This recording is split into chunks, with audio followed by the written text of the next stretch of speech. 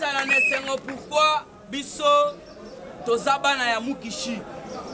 Mukishi asi ayebisa biso que l'air bokomona force étrangère sur les sols congolais yeba que bokonza IDPS efandi po na libela na libé 100 ans au pouvoir.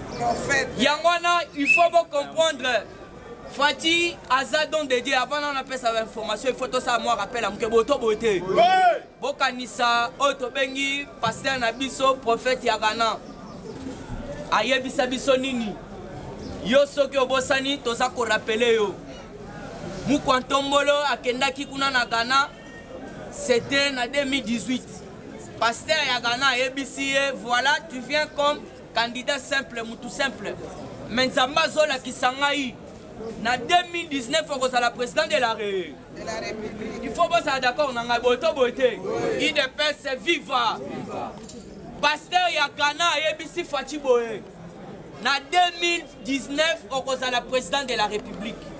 Là Fati Ayet qui na ba élection. Fati Bimi Mokonza Mboka. Alors l'air il fallait qu'il y ait rendre Nzambe na grâce. Après ça merci. Prophétie Moussou Bima qui Fatibe. Pasteur Ayebisi Fatibo. Ozoya ko rendre Nzambe na yo grâce. Mais Nzambe na yo zola kisangai. Ozana majorité.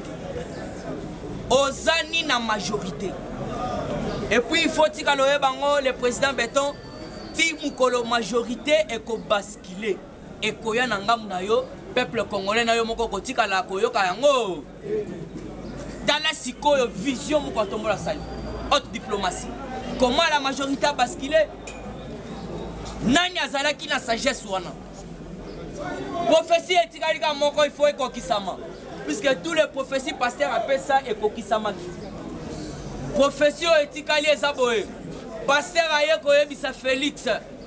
Au jour à venir, le peuple congolais va côté les mananzela, va réclamer que yoza la présidente naba. Tobetina maboko makasi.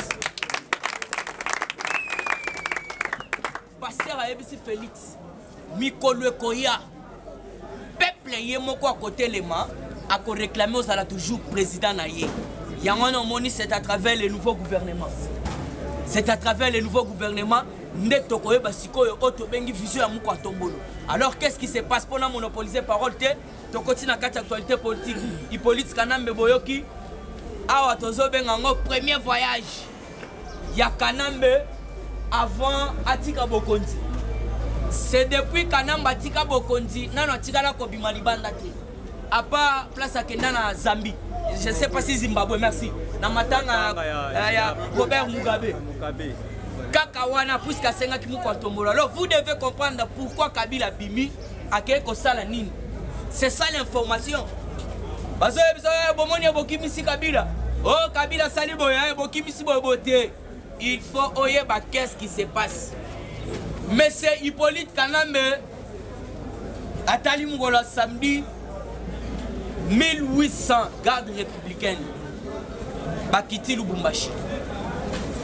Baebisi bango ezana mission ke so okuti muto azomela likaya na nzela boye bete masasi ba roquette te ba jeune oya bakata katanga ba Gédéon Kyungu puisque Gédéon Kyungu a auto ça la message alobi azali ba ba kende ko lukaya hier azana Lubumbashi et puis alobi boya za ko organiser réunion na ba notable ya Lubumbashi ba meka toujours ba continuer na ba action na bango pour ba senga toujours indépendance ya kata katanga et ya katanga pardon. Alors qu'est-ce qui se passe?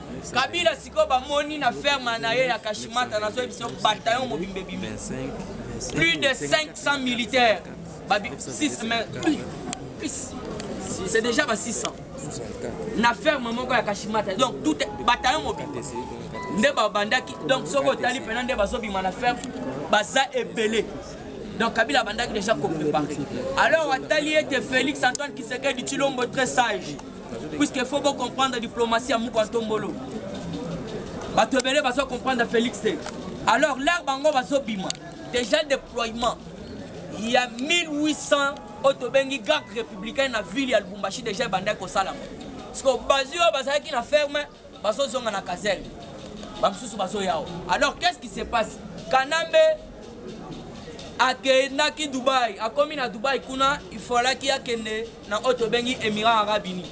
Nde place ça pour le moment, akomaki mukolo lobi. Balobi azali kuna na mission il y a 15 jours. Alors ake pambate, mukontombole toujours très sage. Aye ko bimisa oto bengi 5 officiers. Nde ba pesi kanambi kende na bango. Alors il faut comprendre, ba officier kuna bakabeya ba ilunga ba muto monde basana kati DPS vivre. Yo information ça boy, premier voyage de 15 jours de Hippolyte Kanambe à Dubaï avec 5 officiers de l'armée selon un document signé par le chef de maison militaire. Voilà nde muto signaki. Donc o to bengi na kombo ya général Boamunda. Le général Boamunda Ntumba Frank nde muto signaki Kabila kende na 5 officiers militaires. Donc voici les noms. Alors vous devez comprendre, Tozana général de brigade, Ngoyi Kabila John, Tozana colonel, Otobengi Mwalelo, Wakasokwe Jean-Pierre, Tozana major Kalala Lumpungu Ben, Tozana major Otobengi Pe Mpoi Katembi, Beni, Tozana capitaine Otobengi Pe Maloba Djibwe. Donc c'est la toute première fois il y a voyage Kabila Bima. 5 officiers. Alors, l'air à Koko Makuna, puisqu'à lobby, invitation on a date il y a longtemps. Alors, pour votre information, M. Hippolyte Kanambe Nenga Kewana, on ne sait pas ce qu'il y a Kozonga. Puisque dans la minute, vous devez comprendre, à Sali le Kolaneti, Moutouaki Mimboula Kekobata Manaïbali. Alors, il faut être déjà vigilant. Papa Etienne qui se quede à Ebisa Kibiso, combattant verti Sogaza. Donc, ce qu'on se comprend de politique, à la Basindi temps. Alors, Hippolyte Kanambe, à la minute, on a Émirats Arabes Unis. Alors, qui déjà Dubaï. Alors, il y a une mission kuna au Babeng Saki Bandakala. Babé 15 jours. Parce qu'il faut y aller. Après 15 jours, à Rozon, on a le Bumbashi, ou soit à côté la kuna. C'est là où se posent les problèmes. Toujours dans la carte d'actualité politique, l'ambassadeur Oyoyo qui a Italie à Koufi. Paix à son âme.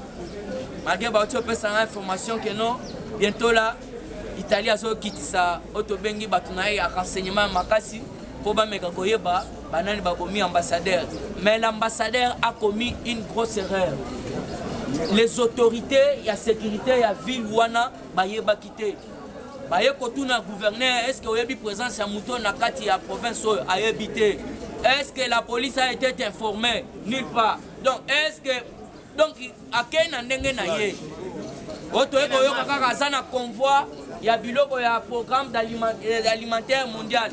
Alors tu faut comprendre que non ba autorité ya province ba yeba quitter.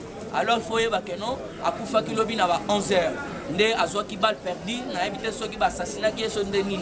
Alors nde ba yeko yebisa biso que non a kufa ki na hôpital oya Monisco. Alors vous devez comprendre que non la minute au chef de l'État Félix Antoine Tshisekedi voit des péchés son émissaire aujourd'hui mardi.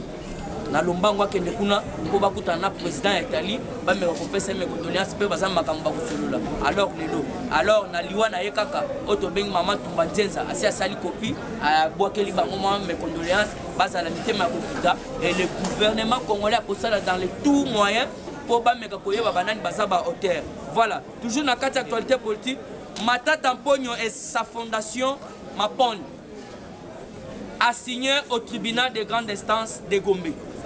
Lobby le 23. Matata Mponyo, Moutabanda Kondima présent dans le Babengi était. So lobby qui est né présent avec votre fondation. Alors vous devez comprendre, Matata Mponyo a dit que ça l'interview, na ba Chole, na ba Pela catholique.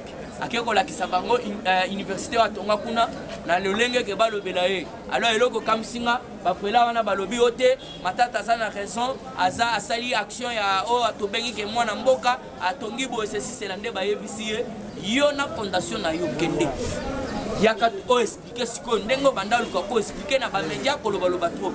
Puisque Gilles Alengeta son problème c'est quoi? Matata Mponyo bazo ba bengi po bakanga ite après ça biso éclaircissement. Parce qu'on a ba éclaircissement na yo wana de place à Kokoya.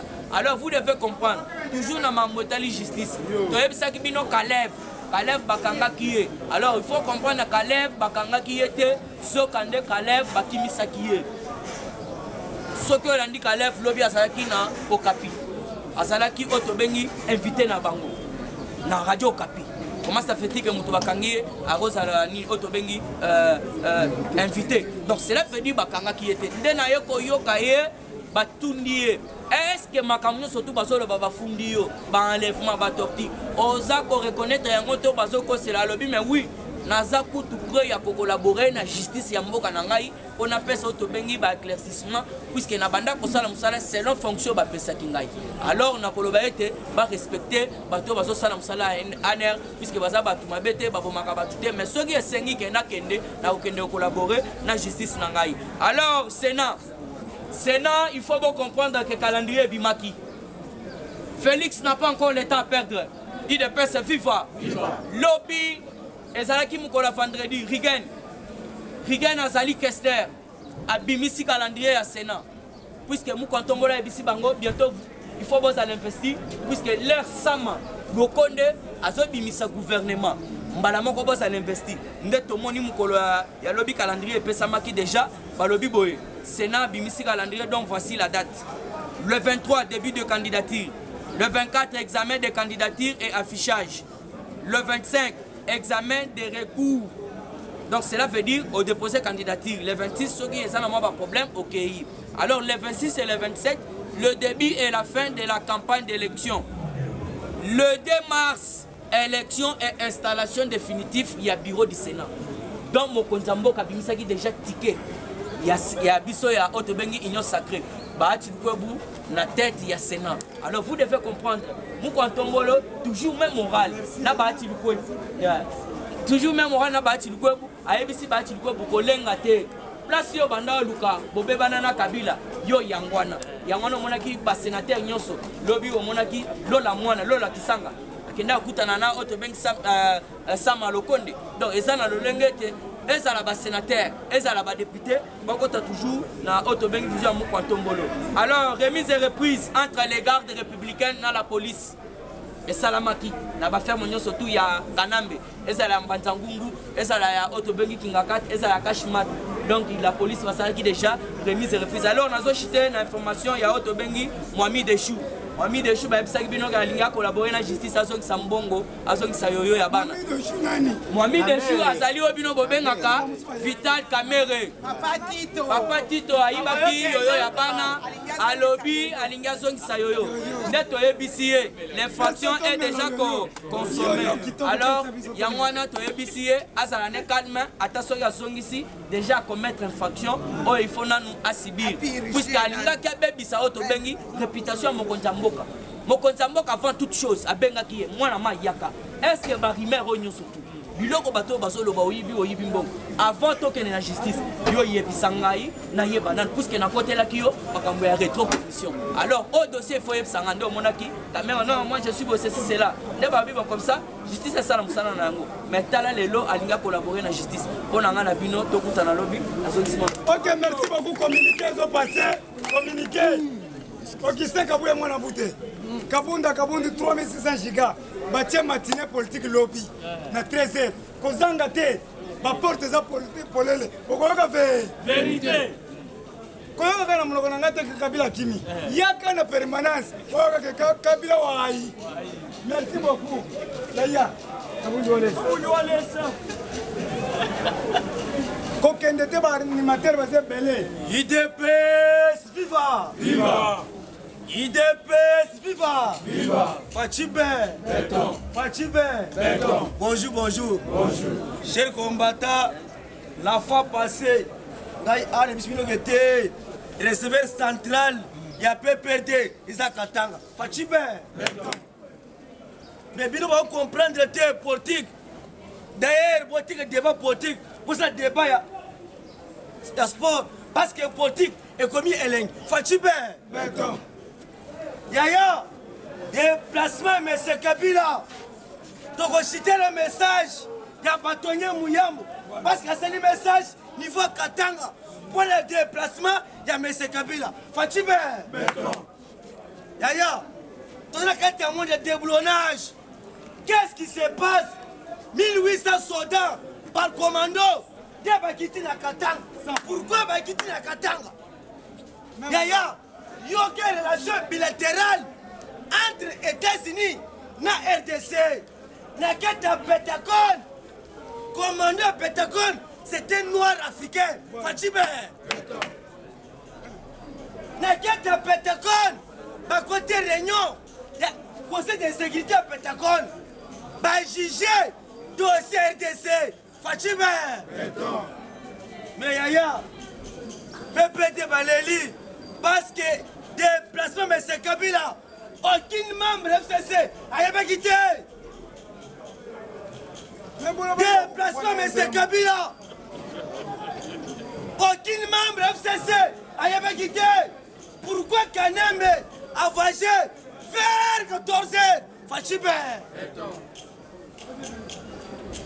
Yaya, Yokali Solo Yaya, na quête en Pentacole, va traiter dossier, il y a RDC, ne baji 1800 hommes par commando, Inde, na qui ça c'est?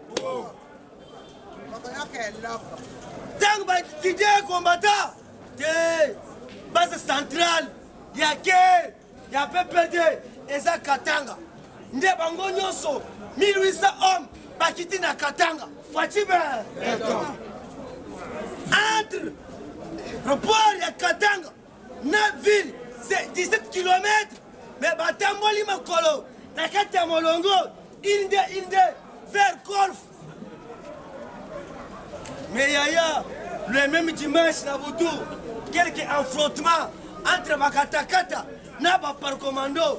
Yaya, à travers le journal, il y a Maman Lisette à l'objet clair. Parmi les 25 personnes, on va saisir National King. Il y a pas ça la carte. IDP Siva. À travers le journal, il y a Maman Lisette. Parce que Aoyaya, Makamboza Mabé, va saisir quelques milices Nakisangani. Parmi les 15 milices, moi, Koko, il y a Lumumba, c'est la carte. Sikoi. Ozo senga linu bila pe wazana kati. Il est passiva. Dès le Yaya, à partir de 11h, ma milice, Inde, Nakisase. Il faut attendre Koko ya Lumumba. Comment d'ailleurs, qui Lumumba? Qui Lumumba moni? Ozo lukalinu linu yomo milice. Parce que Yaya Amakambwebe, même dans l'Oman, va saisir 3 agents, il y a NCC, Namindouki. Mais pas sur le canine. Mais Yaya Makambwebe, parce que pour dire Félix, ils ont porté que combattre à l'Icolo. Dernière façon, tu as plein de Katanga. Tu as vu Papa Kingo Kumwaza, défenseur. Président de l'Assemblée provinciale, il y a des défenseurs. A bloqué FCC. Mais Banso elle est là. Va comprendre que oh, oh, déplacement, M. Kabila. Et ça, déplacement, il y a 15 jours. Voilà qui ça les gars. Là tu as tout droit. Parce que Banso comprendre que pourquoi M. Kabila a voyagé. Même le même qui ça, tu as des débats. Parce que côté Gomien Lenk, quand tu es venu à Zoloba, oh, Tilelo, Makamuzo le Gandénin, Tilelo, oh, Kabila Kimi, Yaya, parce que selon ces informations, déplacement M. Kabila, en direct, dans la radio Nyotian, dans Katanga, va attendre, bâtonnier Mouyam, bâtonnier question. Bâtonnier, mais c'est Kabila a voyagé. Yo le bini. Yo quelle réponse? Il y a bâtonnier Mouyam à l'objet clair. Pour que Baba Katangé et un voyage sans retour. Fatime. Et qu'on risque un voyage sans retour. Parce que, mais c'est Kabila, avant qu'il ait voyagé, aucun membre FCC a jamais quitté. IDP Siva. Yaya, parce que réunion comité de crise, il y a FCC Kotaki, va trouver solution. Bako Bandela Wapi, Bako Souka Wapi. Ndeka Ibile comprendre la politique avec retard. Hey, qu'est-ce qui se passe, Yaya? Après l'élection, mais c'est Kabila côté réunion là-bas. Kabila a eu parole, Kabila a clair. mes chers collègues, bateau et comme une souka, bazo changer chauffeur, mais bino lobby ni. Oh papa kokendete, papa tumutombele, papa umela ete. Nazo sire bino, bateau comme une souka, bazo changer chauffeur, parce que bino so aba dinosaure, vous avez mis, bazo comprendre déjà mais c'est capilité. Dès les lots, vous comprendre déjà vers retard. Talango ika saji, akumi biloba loba, le roi la tchakou, parce qu'à comprendre retard, ngoïka saji, aya, aya te, y'a peine la justice, Fachibe, béton, chibawiste, ah combattant, c'est là qu'on s'appelle là, parce que 2021, Eza Moussala, le premier ministre, a battu le lobby lundi, a bandi Moussala, mais yaya, yoka compte rendu, il a visité parce que parti Bati Lobby a Yambi Bango, yoka premier ministre, ceux qui ont ligné, comme ministre, signé la fiche à bonne conduite, et l'Ingo Banine, aux ministres, aux Salimabé, ma cambo assemblée, même les lots, ils bandent. Comment on dit Idepesiva. À quel musique mais que tu ton seul gouvernement y a combat pour que l'intérêt du peuple. Ma cambo que tu aucune assemblée. Ma cambo assemblée elle soutient. Yo ka les lots.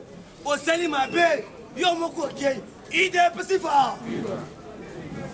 Dossier ya Kalef a eu deuxième invitation. Yaya, na quête à monde d'apporter la justice et d'abord. Ma première convocation. Attends que premier athée. Ma deuxième invitation. Attends que athées. Ma troisième. Après troisième. Mandat d'arrêt.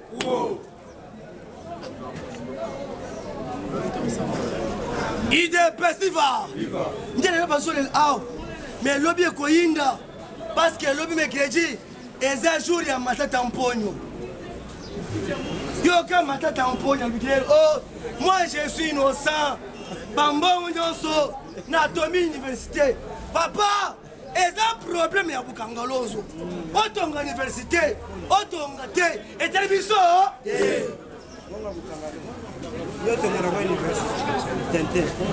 Idepesiva. Dans un cité, n'a problème ambassadeur à Italie. L'Obi Moukontombo, le chef de l'État, a convoqué une réunion urgence de Panaé. N'a qu'à réunion, un conseil de sécurité dossier ambassadeur. Yaya Bino Bosana, ambassadeur, as un représentant, il y a un président italien à Congo. C'est ça. Avant qu'un pays de la RDC, il faut le gouvernement aille. Idepesiva. Yaya Bolatanga. Copa minéré. Parce que il faut yeba. Pour votre information. Pour votre information. Des combattants lobby, Mokonzi Amboka, après ces mots d'ordre, il faut saisir tout d'abord gouverneur de la ville. Idepesiva. Mendelelo, première équipe Fachi Béton. Bazo qui était na Est, na Goma. Pour la banguette. Et puis Fachi qui Moussika, na Sengi Angete, il y a 2 semaines, 3 semaines, et ça Angete a moussé. Parce que bientôt, oh, il faut te frapper. Idepesiva. Parce que y'a Makambo et baby, tout ça va comprendre.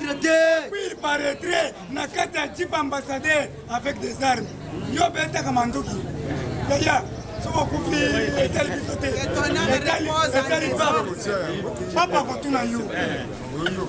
Idepesiva.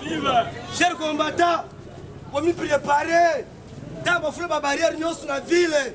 Calamité, yo combattant yo. Tozo longo la moselle, ozole. Ya mese kabila. Ekende, inde, nasele. Tozo longo la moselle. Tokote la soki azana kati. Yande mi komba. Idepesiva. Yaya maso secteur ya. Bientôt gouvernement. Semaine prochaine. parce que le 15 mars, ils ont rentré par matin, ils ont représenté le gouvernement. Mais Yaya, tous ans avec une année de grâce. Mais ton côté gâté, tous ont profité de l'occasion à travers ma caméraman à Bisso. Parce que c'est la moussala qui tourne ma casse. Yaya, tous ont senga mukunza mbuka. Au pasteur mouna lobakité. Na Congo, tous ont mukunza mbuka. Kamoko, Mibalete, Kabila, Azal est passé. Fachibe. Yaya Konate, chef de l'État. Tala dossier à Chantini. Et ça, c'est pas la quête. Ce n'est pas le peuple d'abord.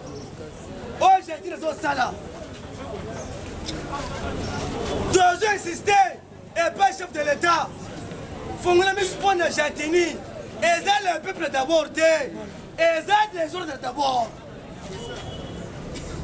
Parce que la quête est à Zando. Saleté ça ma casse. Fachibe. Je vous remercie. Merci, Lobi,